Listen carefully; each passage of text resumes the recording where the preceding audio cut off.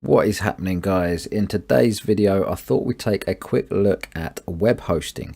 In particular, I'm going to take a look at Bluehost and the top 5 things which I think you should know before you get a subscription with Bluehost. Now, if anyone ever asks me which hosting provider I recommend, my go-to answer is always Bluehost, but this is especially true if you are using WordPress. So let's jump into my top 5 things that I think you should be aware of. So the first thing on the list is their pricing structure, and in particular the fact that they do not offer a monthly price plan. The options here are either a 12-month, a 24-month or a 36-month plan. Now, the reason why I'm mentioning this is because some people may see this as a bad thing, but personally I can't really see an issue here. I don't think many people actually have a website and plan to keep it for less than a year anyway. And on the plus side, the fact that their minimum term is 12 months is actually one of the main reasons why they can keep their prices so low. Now, just like most things, the longer that you get the subscription for, the cheaper it works out per month. And on top of this, just like most web hosting companies, your first payment always includes a huge discount. So if you were to opt for the 36-month option, that just means you're getting a discount for a longer period of time. It's also worth noting that there are often different deals or discounts online, so if you check the link that I've put in the description, that will actually take you to the cheapest deal that they have on at the current time.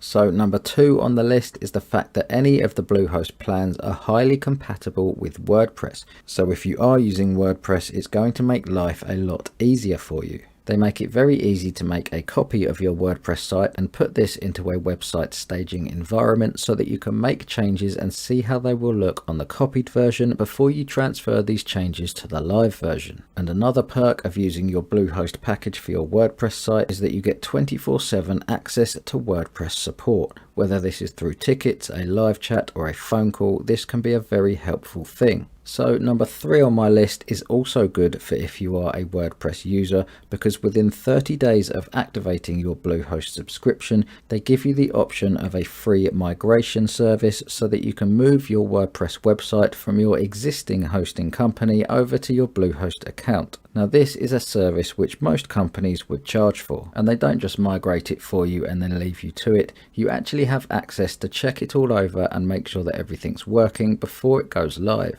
So number 4 on the list, and this one is definitely worth mentioning for anybody who's not too tech savvy, is the fact that the whole layout of Bluehost is extremely easy to understand, which makes it very beginner friendly. Everything is laid out in such a way that even if you're completely new to web hosting, it's not going to seem too complicated. When you're logged in, there's minimal different sections and menus, and everything on there is clearly labeled and fairly self-explanatory. So if you're new to all of this and you don't want to get overwhelmed or caught up with any complications, then Bluehost could definitely be the option for you. So number 5 on the list of things that I think that you should be aware of is that Bluehost is not the best when it comes to performance. Now, don't get me wrong, they're not bad by any means. In fact, they're actually pretty good.